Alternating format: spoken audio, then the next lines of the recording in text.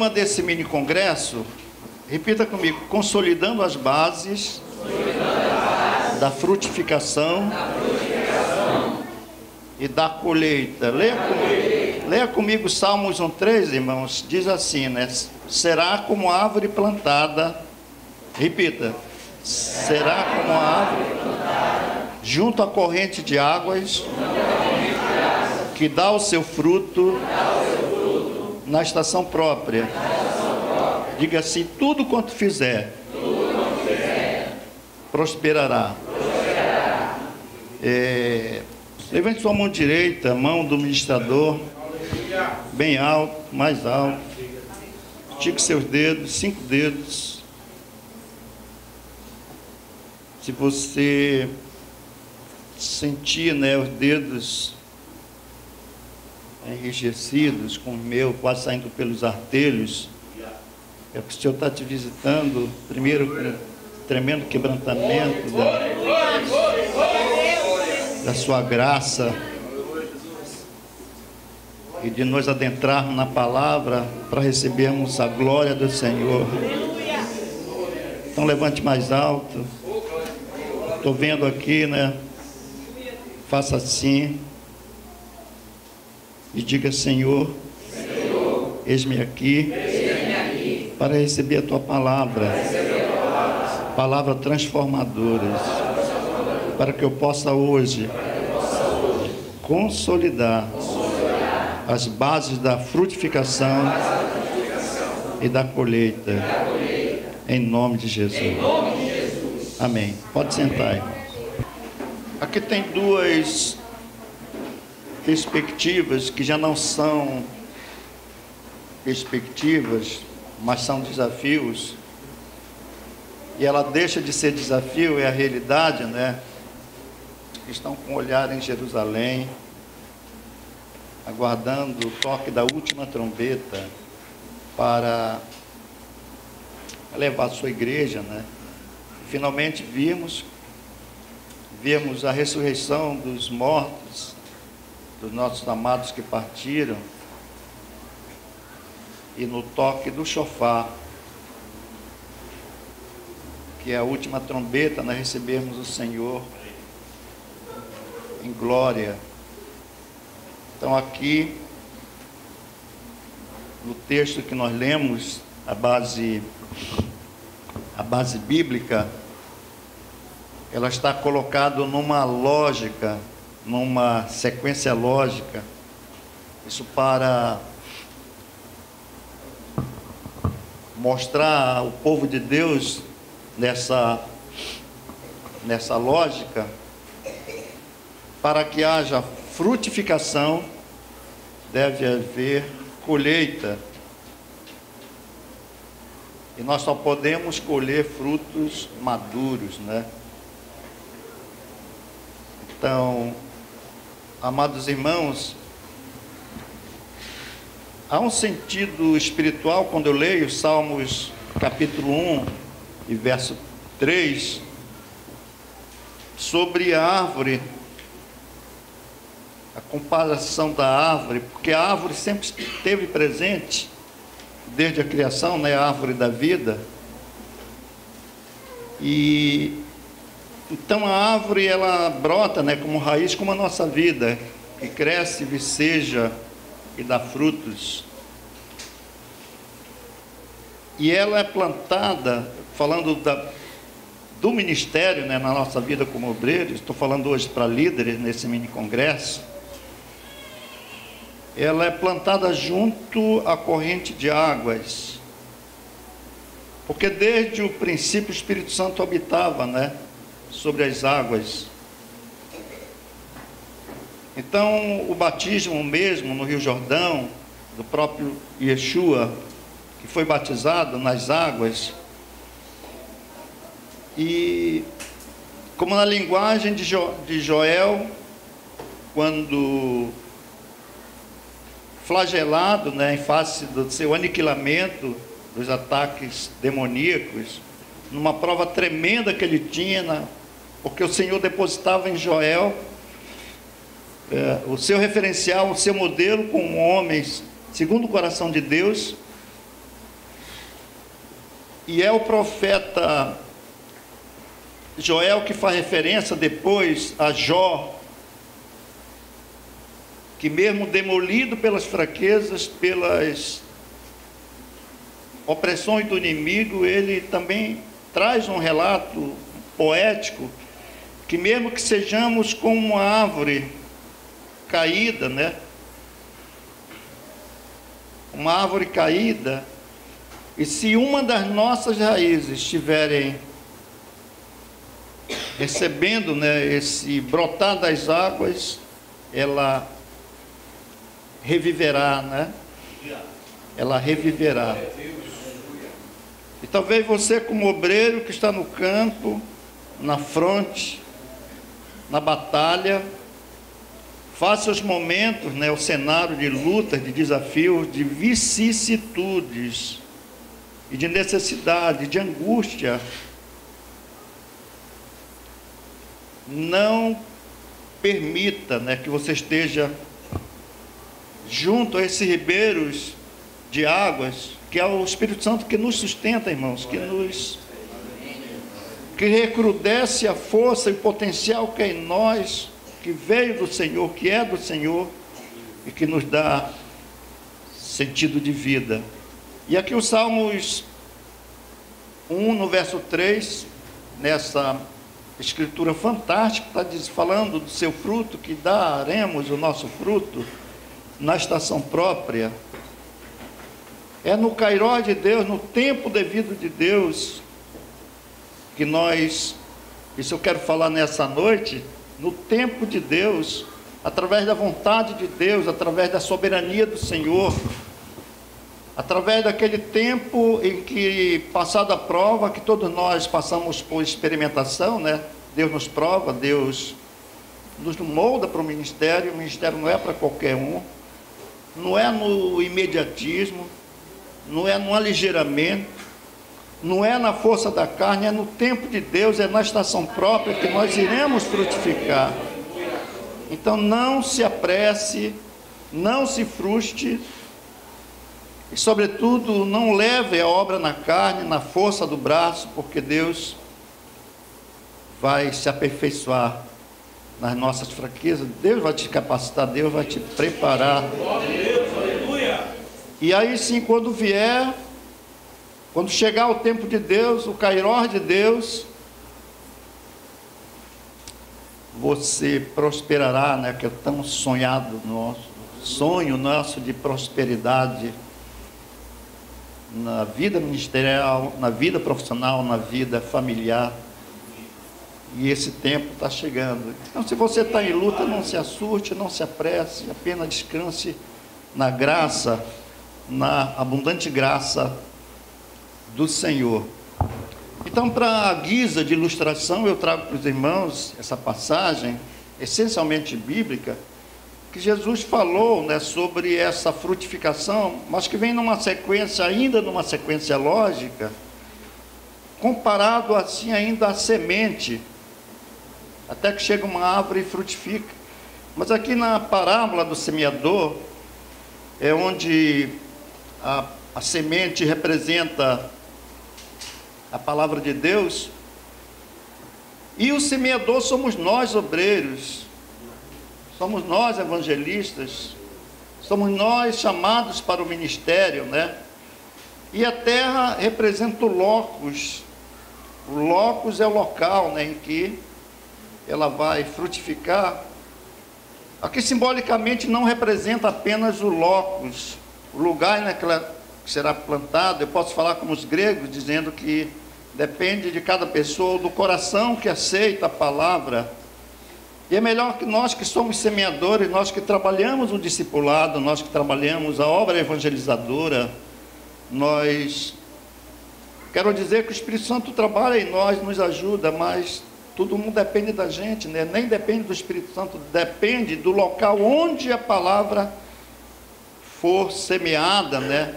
Da produção dessa semente, que é a palavra do Senhor. E aqui, nessa parábola fantástica, a gente vê aqui das sementes, o semeador, o evangelista, o obreiro, ele levava ele levava 4 sementes. Então ele teria oportunidade de semear a palavra. E nem sempre a gente espera as pessoas sejam batizadas, né, sejam consolidadas, que passe pelo Qualicamp. E depende do coração, depende da natureza humana. Depende da pessoa que recebe a palavra, né, que seria então o nosso discípulo. E uma semente caiu à beira do caminho. Eu tenho tido essa experiência, né, de levar a palavra para dezenas de pessoas que estão vivendo, né, à margem, excluídas, que não tiveram oportunidade do que nós chamamos de inclusão social, né, de estar integrado, de ter uma vida de bem-estar, mas à beira do caminho, como se estivesse sem identidade, sem estrutura, sem documentos, sem referência física ou social, ou pessoas que realmente, como hoje, milhares e milhares de pessoas dormem na rua, né? Não têm constituído famílias, são como eremitas, e são pessoas completamente marginalizadas. Nossa igreja no Rio de Janeiro, né, faz esse trabalho, sai pela madrugada, distribuindo sopa, né, de pessoas que moram debaixo do viaduto, de pessoas que não têm família, que não têm referência, literalmente como vivendo numa terra à beira do caminho, à mercê de predadores, dos assaltantes, da prostituição. E a Bíblia diz que aqui vindo a ave rapina o raptou. Então é interessante como Jesus ele usa esse argumento de uma ilustração tremendamente sociológica, que fala especificamente sobre os passos, sobre os critérios, sobre essa diversidade da obra de evangelização e de discipulado que tem sido vivenciada a Marcha Brasil, hoje em todo o território nacional. Outra semente caiu entre as pedras e evidentemente quem cai na pedra não tem raízes, né? Não tem raízes. E não tendo raízes, não tem base para ser consolidada. São rasas. E assim algumas pessoas, né, sem conteúdos, sem elementos de referência. E porque não tem conteúdo, porque caiu sobre a pedra, são muito frágeis, são muito insignificantes. Eu quero dizer hoje que nós trabalhamos com MD4, que trabalhamos com a NEF, que trabalhamos com os Qualicamp, né? Nós sabemos que nem sempre nós iremos prosperar na consolidação, porque tudo depende da natureza de cada pessoa. Os irmãos estão entendendo? Amém. Eu estou aproveitando aqui, fazendo uma hermenêutica da parábola fantástica de Jesus sobre a lei da semeadura e a lei, né? E outra caiu entre os espinhos, que morreu sufocada. O Senhor está se referindo aqui a pessoas que ouvem a palavra de Deus, mas estão cheias de problemas, estão sufocadas pelos problemas, estão sufocadas pelos dramas, estão sufocadas pelas tensões psicossociais, estão sufocadas em fase da crise, né? Estão sempre em luta. E eu me lembro dos irmãos, né, que oram no nosso grupo de intercessão, sempre que alguém chega pedindo oração, diz: estou em luta, porque verdadeiramente estão sufocados pelos problemas da vida, né? E são feridas, são pessoas feridas, cujas lutas parece que nunca cessam, mas pessoas que foram setadas, pessoas que estão com feridas na alma, feridas no físico, e são pessoas praticamente que perderam as referências para uma vida melhor. E aí vem, mas há uma palavra tremenda aqui, irmãos, que a quarta semente, sempre número 4, né, de estrutura, eu digo os 4 fala de estrutura, e a quarta semente fala então daquilo que foi preparado, né, daquilo que vai brotar, daquilo que vai se consolidar, daquilo que vai viver os resultados da palavra de Deus e da conversão que muda a história e que nos transforma em protagonistas da nossa história por causa dos critérios que temos para uma vida transformada. Pois bem, os irmãos sabem onde caiu a quarta semente? Caiu em terra boa, né? Hoje a palavra, ela tem Pentecostes, mas é uma palavra bem racional, né? É uma palavra embasada no que o Senhor nos ensinou, daquilo que a palavra de Deus nos direciona, vindo através do Espírito Santo pela boca do Mestre. E ela caiu em terra boa. E caindo em terra boa, ainda assim existe critério de consolidação. Pode-se produzir uma por 30, uma por 60 ou uma por 100, né? Então temos e hemos de respeitar diferenças da natureza de cada irmão. Nós temos na igreja, nas congregações, pessoas de ambos os gêneros, pessoas de diferentes culturas, com diferentes propósitos, né, de servir a Deus. Uma por 30, diria, serve ao Senhor de forma leve. Uma por 60, serve ao Senhor de forma moderada. E uma por 100 serve ao Senhor integralmente, né? Integralmente. E de repente não entendemos por que não estamos frutificando, né? Por que tem igrejas como a igreja do Paul Yong-Shu, a maior igreja do planeta, e uma igreja devotada exclusivamente para a obra de discipulado, né? Com grupos pequenos. Eu acho que estão hoje, Alcemir, com mais de 2 milhões de membros, né? Que enviaram missionários, também são mártires, né? São Ministérios Sem Fronteiras. Enviaram missionários para todos os continentes, praticamente em todos os países do mundo. O irmão pergunta, é possível? É possível então vislumbrarmos esse ministério arrojado, o ministério que mantém a hegemonia das igrejas em todo o planeta, ministério apostólico, de discipulado? Nós estamos no caminho certo. Nós sonhamos os sonhos de Deus. Então nessa noite eu cheguei aqui, irmãos, para compartilhar com os irmãos quais seriam as bases para a frutificação e para a colheita. Evidentemente que é uma lógica entre frutificar e colher. Só podemos colher frutos maduros. Não podemos colher frutos verdes. Deixa que ele cresça, deixa que ele se desenvolva, né? Deixa que ele fique pronta para vivenciar as bênçãos do Senhor Jesus.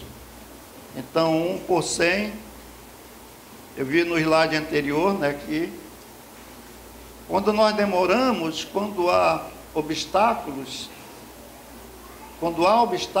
Deus faz a intervenção, Ele intervém, porque Ele é o Senhor da história, e Ele nos capacita.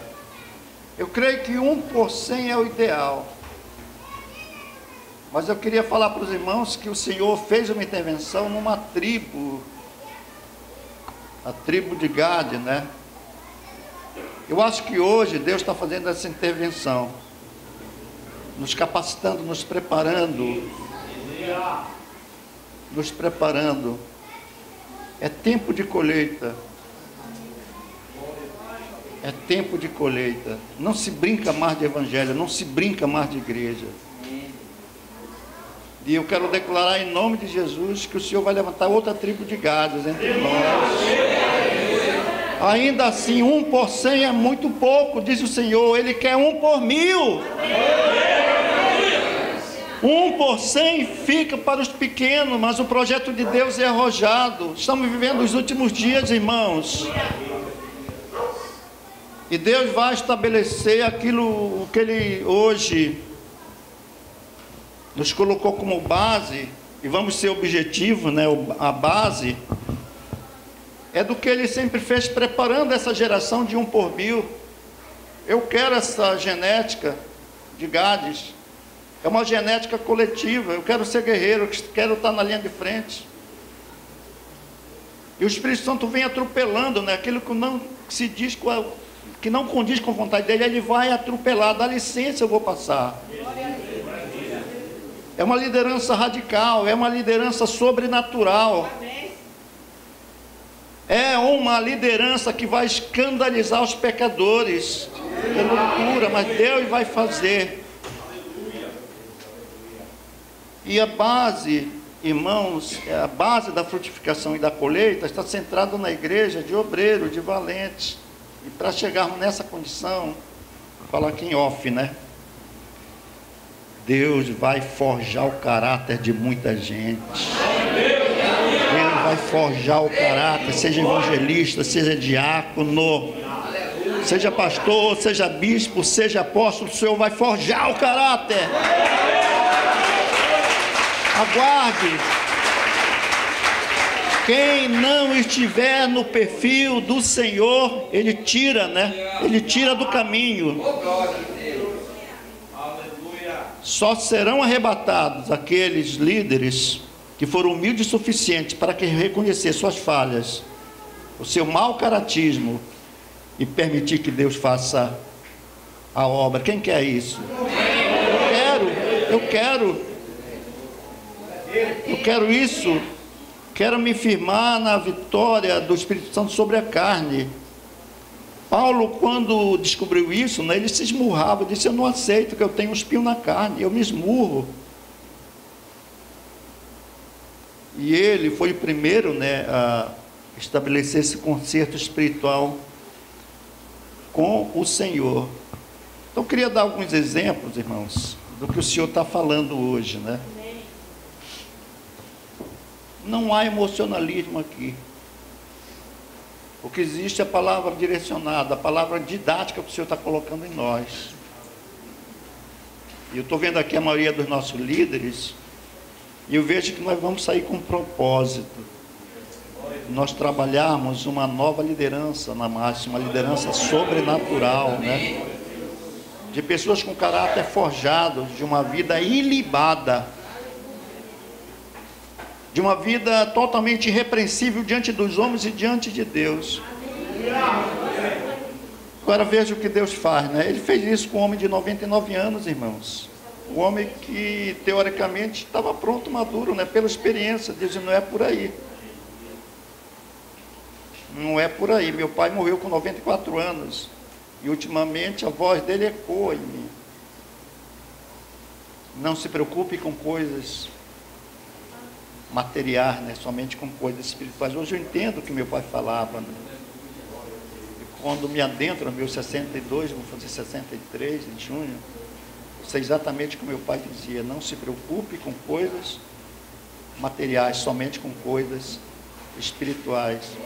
E uma base sine qua non, repita comigo: sine qua non.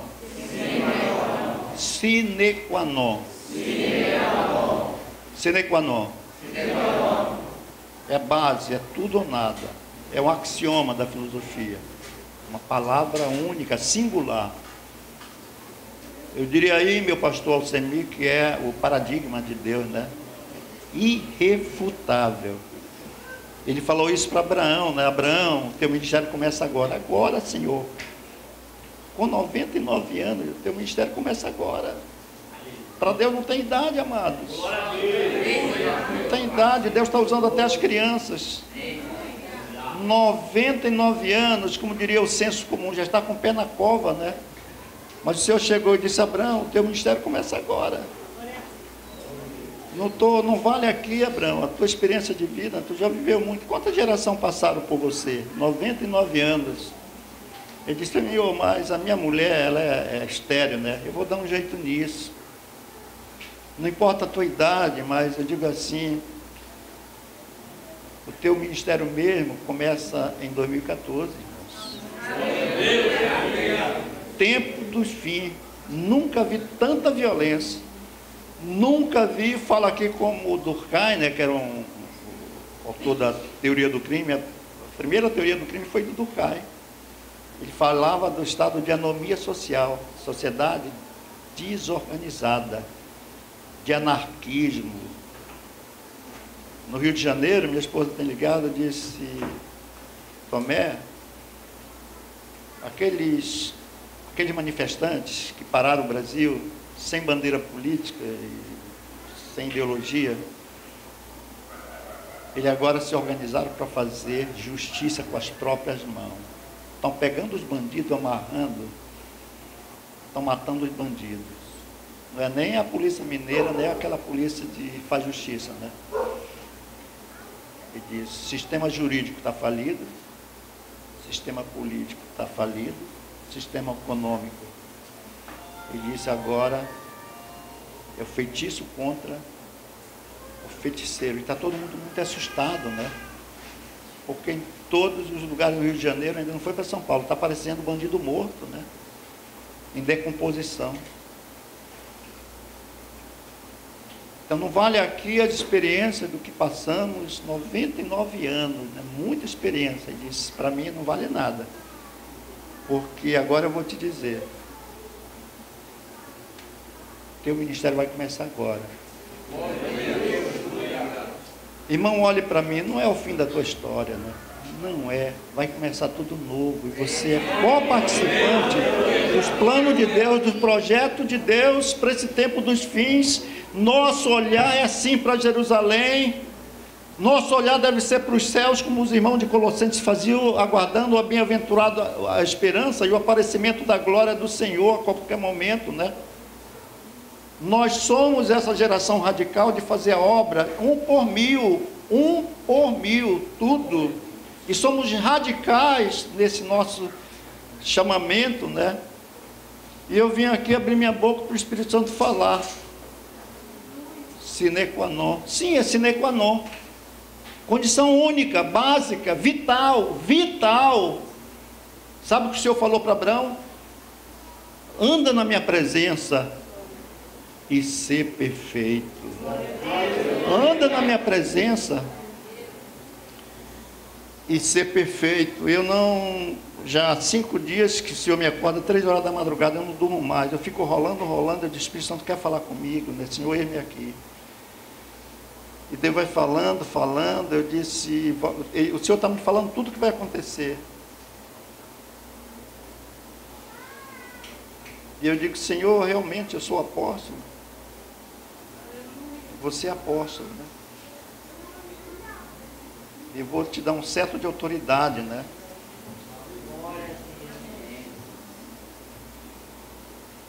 E é um tempo sobrenatural da revelação, da maneira como Deus vai trabalhando, né? Trabalhou a vida de Abraão. Olha para os céus, tenta contar as estrelas, não conseguiu, né? Porque são muitas bênçãos.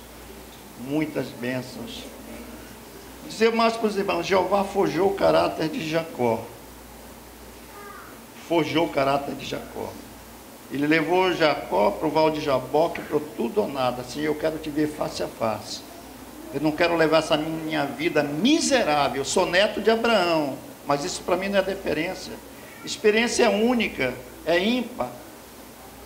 A experiência é eu contigo, Senhor. Eu quero ser protagonista da minha história. Não aceito as maldições que vieram no meu nome. Eu estou fugindo do meu irmão que quer me matar. Mas eu quero uma luta contigo, corpo a corpo, face a face. Só vou te largar se me abençoares. A gente precisa disso, irmão. Chega de levar uma vida de meia verdade, né? De engodo, de mentira, de falsidade, né? De enganar o Senhor. E Jacó, né, foi marcado, né? Saiu mancando, porque o Senhor forjou o seu caráter e o seu físico. Vou dar outro exemplo aqui do profeta Isaías, né? De Isaías, o chamado dele é fantástico. Eu sempre oro: Senhor, que tremendo chamado de Isaías, né? Isaías viu a glória de Deus. Ele disse: ai de mim, Senhor, eu estou perdido. Eu estou perdido, Senhor, estou irremediavelmente perdido, porque eu vi tua glória, eu não mereço. Mas o chamado dele foi tremendo, porque era uma maneira de Deus forjar ele primeiro, antes de começar o ministério. Irmão, olhe para mim. Se o teu caráter ainda não foi forjado pelo Senhor, o teu ministério ainda não começou. Mas o Senhor vai forjar o teu caráter. Quem aceita isso? Eu me coloco também nessa condição, porque não é como nós queremos, é como Deus quer. É ministério para a última hora. Deus não quer 1 por 30, nem 1 por 60. Eu quero entrar na fila de 1 por 100, porque eu seria o último, né, dos gaditas, porque o capitão maior é 1 por 1000. O menor era 1 por 100. Que seja um menor, mas eu não vou ficar satisfeito enquanto não ser um capitão de frente de 1 por 1000. Amém? O melhor de Deus está por vir, né, para a revelação ministerial para os últimos dias. Jeová fez um concerto com o profeta Isaías. Eu sei que aqui estou vendo muitos caçadores de Deus. Eu estou vendo muitos caçadores de Deus. E se você ainda não é caçador de Deus, Deus vai forjar isso em você. Vai dizer: Senhor, eu quero ver a tua face, eu quero ver face a face contigo, Deus, eu quero ver os sinais e maravilhas. Estava falando ali com o pastor Semina, eu vou levar lá na Matriu, o pastor Furquim, ele é lá de Vitória, eu vou levar ele. Tem um dos nossos discípulos aqui, acho que o Tiago, né? O Tiago está aqui, irmão? Não, o Fábio, está ali o Fábio, né? Eu nunca tinha visto dons de sinais, prodígios e maravilhas. Eu, quando fui fazer conferência do pastor Doraldo Furquim, foi fazer comigo, né? Eu nunca tinha visto. E hoje eu digo aí, Fabinho, você que recebeu sua bênção de promessa, hoje eu estive, acho que foi ontem que eu lhe visitei, né? Os irmãos estavam lá. Quantos estavam ali na igreja do Evangelho Pleno? Pastor Deraldo Furquim, né? Eu disse, antes de morrer, eu quero ver um homem de Deus com dons de sinais, prodígios e maravilhas. E no final, né, quando as coisas corriam no sobrenatural, dele revelar, o Senhor revelar, ele nunca ter visto uma pessoa falando o nome completo da pessoa, nome completo. E a pessoa, quando vinha, já vinha sendo tudo revelado, a pessoa já vinha chorando. Nunca vi tanta unção naquele lugar. Foi um congresso sobrenatural. Os irmãos disseram: apóstolo, eu quero uma palavra objetiva. Calma, estamos chegando lá. Mas além de forjar o caráter, o Senhor vai forjar também hoje o sentimento maior pela obra. E você sair daqui com o desejo de ser um caçador de Deus. De ser um caçador de Deus. Quando vi o chamado de Isaías, né? Ele com uma vida toda arrebentada, né? Chorou muito: Senhor, estou perdido porque eu vi a tua glória, eu não mereço. Ele disse: Senhor, talvez tenha dito por quê? Ele disse: porque eu sou um homem de lábios impuros, sou mentiroso, vivo de engodo, né? O Senhor mandou um querubim, né? Trouxe uma brasa do altar e tocou nos seus lábios. Disse: Isaías, tu não está só curado, mas todas as tuas iniquidades, né, estão aniquiladas, não existe mais. Aí ele disse: mas eu habito no meio de uma geração também de lábios impuros. Os demônios imperam, já levaram muito da minha família. Eu vou te usar tremendamente, né? E pelo teu testemunho, a tua geração, toda iniquidade serão desfeitas, serão aniquiladas. Você talvez diga: eu estou no ministério, mas tenho lutas de família, tenho luta com o esposo, luta com o marido, lutas com pessoas, luta no meu trabalho, mas a obra de Deus é perfeita. A obra de avivamento é muito mais do que uma motivação, é algo que vem do Senhor para transformar as nossas vidas. Então esse é o chamado de Isaías. E falar uma coisa para os irmãos, né? Essa palavra é tão séria sobre forjar o caráter, que é a base da frutificação e da colheita. Enquanto Deus não fazer uma obra, enquanto nós não fazermos, enquanto nós não frutificarmos, enquanto Deus não fazer obra forjando o nosso caráter, caráter em psicologia é conduta. Eu tenho evitado falar de termo de psicologia, né, por causa da minha formação, mas estou dizendo forjar o caráter é forjar a conduta. Se o Senhor ainda não forjou a tua conduta, a minha conduta, nós ainda não estamos preparados, né, para a frutificação, muito menos para a colheita. Como nós estamos falando para líderes de uma agência missionária apostólica, eu quero dizer para os irmãos sobre o risco que nós corremos se não frutificarmos, se estivermos marcando o passo.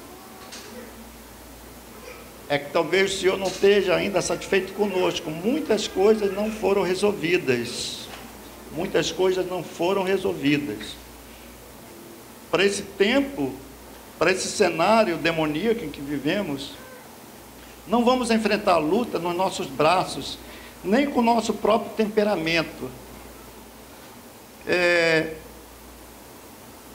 Jesus usou do seu ministério, queimou 3 anos para forjar o caráter dos seus discípulos. Eu não estou mentindo. Ministério é coisa séria.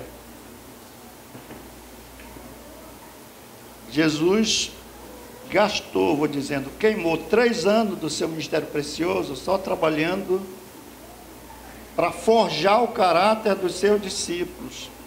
Estou falando aqui para os irmãos futuros pastores, estou falando para líderes, né? Falando para irmãos que estão na linha de frente. Dói, né? É doloroso forjar o caráter. É deixar de fazer coisas que você gosta. É renunciar. É um trabalho doloroso de mexer em feridas. Não é fácil uma sessão psicoterápica com um psiquiatra ou com um psicólogo. Porque ele fala coisas que é sacrifício você deixar, né? É sutura, é na carne, é na mente.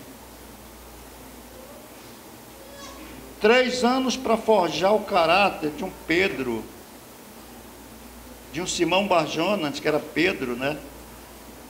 E queria ministério. Agora imagine, queria ministério, mas ele era mentiroso, ele era falso, ele era truculento, ele era mal educado, ele era prepotente e queria ser pastor.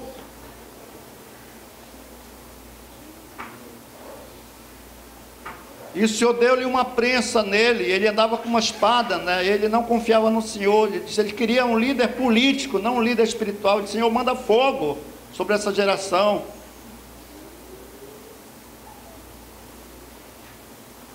Foi pedreira, né? Jesus, como pastor, sofreu, ainda sofreu na mão dos fariseus, dos saduceus. Geração perversa, raça de víbora. Gosto muito desse posicionamento do Senhor. Raça de víbora, né? Não foi fácil, né? Jesus morreu em função de um camarada que queria ser pastor, um Judas Iscariote, usado pelos demônios, no seio da igreja, convivendo lado a lado com o Senhor. Duro essa palavra, mas o Senhor está liberando, irmãos. Eu sou pastor desde a minha mais tenra idade, né? Larguei tudo, fui para o seminário, né? E Deus tem me abençoado, mas meu Deus, já sempre fui líder de pastores, de irmãos com chamado de ministério, mas já vi cada situação. Conheço apóstolos que querem andar de jatinho, né? Conheço apóstolos que querem andar de colete à prova de bala. Conheço apóstolos que moram em mansões. e que nunca pastorearam, né? E que não anda no meio do rebanho, né? Conheço denominações que o verdadeiro império de dinheiro, né? Império que envergonha. Eu não vim pregar sobre isso. Eu vim dizer que você se prepare, o Senhor vai forjar o teu caráter.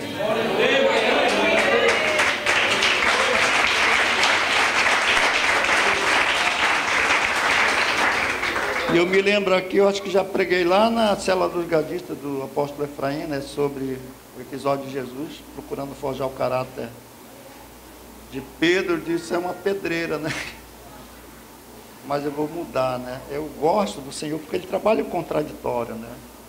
Ele disse, tu és Pedro, mas sobre essa pedra eu edificarei a minha igreja. Mas vai dizer que você é mentiroso, você vai se negar, e vou te dar um sinal do senso comum, o galo vai cantar. Tu vai lembrar dessas palavras, o galo vai cantar. Dizem que Pedro foi o primeiro papa, não tem nenhuma confirmação sobre isso. Mas dizendo que ele foi muito operante. Ele foi um daqueles gadistas, né, 1 por 1000, que até o lenço dele, né, de suor, dava e curava, né, até a sombra dele ressuscitava. Glória a Deus, aleluia. Ressuscitava os mortos. Em off, Jesus queimou 3 anos do seu ministério para forjar o caráter dos seus discípulos. Foi ou não foi? Isso não está em nenhum compêndio de psicologia, nem no DSM-5 que saiu agora, né, sobre todas as transtornos que existem de caráter. E ele trabalhou em cima, nem era psicólogo, talvez fosse o Deus que domina a ciência, né, e diz, olha, tem que trabalhar o caráter. Senão eu vou ter que dividir a igreja, né? Joio para um lado, trigo para o outro, né? No final eu vou pegar, deixa eles crescerem, né? Mas no final o joio vai ser queimado, né? O maior fracasso das igrejas hoje é o mau caratismo, quando pessoas prepotentes, arrogantes, querem ser pastor. Para mim não são. Para mim são falsos profetas. Irmãos, duro é esse discurso. Quem pode ouvir? Mas Deus está forjando o nosso caráter, né? E eu digo, Senhor, eis-me aqui, forja o meu caráter. Eu quero ter a tua mente, Senhor. Eu quero parecer contigo. E Jesus disse, bem-aventurado, né? Feliz, e dar prêmio, né? Para herdar a terra, dava prêmio para... Ele premiava, né? Ele disse, além disso, se vocês forem bom caráter, eu vou dar um galardão no céu, né? Vou pôr uma estrela. Além de botar teu nome no livro da vida, tu vai receber, você é mais do que abençoado, você é bem-aventurado, é um super abençoamento. E Paulo ainda disse, vai receber toda a sorte de bênçãos. Então o Senhor aposta as suas fichinhas em modelar os verdadeiros obreiros, os verdadeiros homens de Deus, como Davi, o homem segundo o coração de Deus, porque Davi também errou, Davi também pecou, mas no final ele se redimiu, né? Seu caráter foi forjado, mesmo numa idade avançada. Homem segundo o coração de Deus. Quem quer receber essa unção, né? Homem segundo o coração de Deus. E eu digo hoje para nós que estamos vivendo tanta carnalidade, né, no cenário de, meu irmão, de tanta corrupção, líderes políticos estão presos, líderes de partidos estão presos, prefeitos estão presos, uma época de anarquia, uma época, um cenário totalmente apocalíptico. E Deus está separando a sua igreja, Deus está preparando a igreja que vai subir ataviada nas nuvens para receber o Senhor. A Bíblia diz que muitos vão ficar de fora. Deus é seletivo, e hoje Deus, nesses dias que eu tive 15 dias lá no interior, Deus falou muito comigo, eu não dormia. E eu rolava na cama, o Espírito Santo me incomodando, vou fazer uma podagem. em todas as igrejas, porque a minha vinda está próxima. E eu vi aqui, né, o resultado do próprio apóstolo Paulo, que eu digo assim para os irmãos, mas é verdade, ele foi o fundador da primeira marcha, né, o primeiro ministério apostólico foi dele. Porque o tempo que eu estudava na Espanha, eu via, né, as ruas de paralelepípedos, por aqui passou o apóstolo Paulo, né, eu fui lá na igreja de Santiago, onde está o corpo de Tiago, o apóstolo, que foi enterrado lá, né. Eu vi o preço que eles pagaram, mas do apóstolo Paulo, que trabalho maravilhoso do Senhor. O caráter de Paulo foi forjado, de perseguidor para perseguido, né? Então nós vemos aqui o conserto que muitos fizeram, que Jesus fez com os seus discípulos.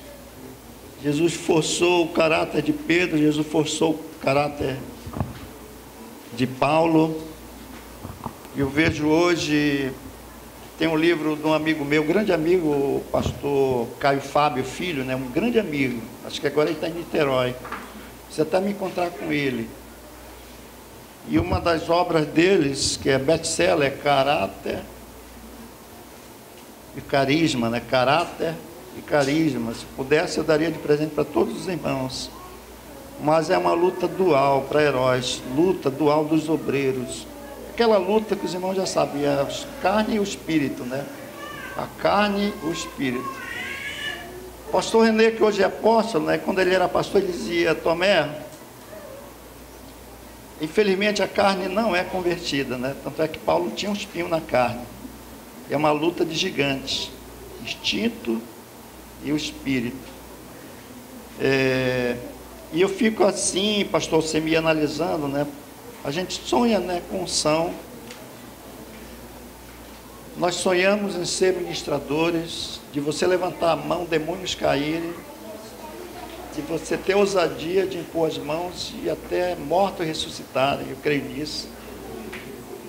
Mas é uma luta insana, titânica, polarizada, repita comigo, polarizada.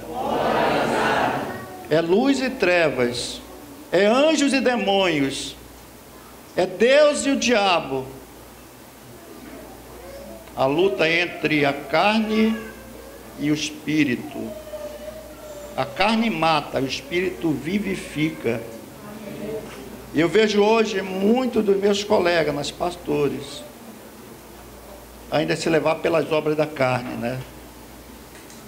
E aí o diabo leva vantagem, vem doenças, e a igreja é demolida, né, por falta de liderança sobrenatural, né, de pessoas que têm um caráter forjado. Assim Deus fez com Abraão, assim Deus fez com Jacó, assim Deus fez com Gideão, dizendo que não é para multidões. De 32 mil guerreiros, 31.700 foram deletados. O céu é para pouco, né? Apenas 300. Assim foi com os grandes homens, né? Mas que tiveram bênção, né? Frutificaram porque fizeram um concerto com o Senhor. Então nessa noite, para terminar, eu quero que você leia comigo Hebreus 10, de 16 a 17. Quantos irmãos estão recebendo o que Deus está falando, né? Glória a Deus. Hebreus 10, 16, 17. Este é o concerto que farei com eles depois daqueles dias, diz o Senhor. Porei as minhas leis em seu coração e as escreverei na sua mente. Depois ele acrescenta: dos seus pecados e iniquidades não me lembrarei mais. Muito forte, a palavra rema, né? Eu não tolero mais mentira. Eu não tolero mais, estou dizendo que o Espírito Santo está falando e você está ouvindo. Eu não tolero mais enganar a igreja, enganar o rebanho. Deus sabe, né? A Bíblia diz, eu conheço as tuas obras. O Senhor conhece as suas obras. E hoje Ele te trouxe aqui para estabelecer esse conserto. Quem aceita fazer esse conserto? Esse conserto, né? O Senhor está dizendo que vai colocar suas leis no nosso coração. Ele vai mais direto e diz, Ele vai escrever na nossa mente. Ele vai usar todo o processo cognitivo para escrever nos nossos neurônios. Vão ficar como arquivo de computador nos teus neurônios, para você não mais esquecer. E daqui para frente, o chamado de Isaías é o teu chamado.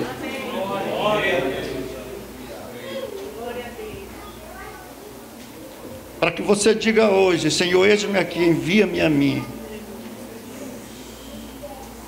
Queria que você fizesse esse conserto. E deixa que o Espírito Santo vai se aperfeiçoar em você. Como um obreiro perfeito, como Paulo falava a Timóteo, né? Que é aquele que não tem de que se envergonhar. E mais, né? O Senhor está dizendo, tem cuidado de ti mesmo, né? Faz esse conserto, irmã. Talvez dizendo, apóstolo, já me batizei. Já fui batizado no Espírito Santo. Eu tenho dons, falo em línguas. Tenho dom de visão, de revelação. Mas isso não é tudo, né? O Senhor quer para essa geração conserto. Eu estou aqui em pé e sou o primeiro a dizer, Senhor, eis-me aqui. Envia-me a mim.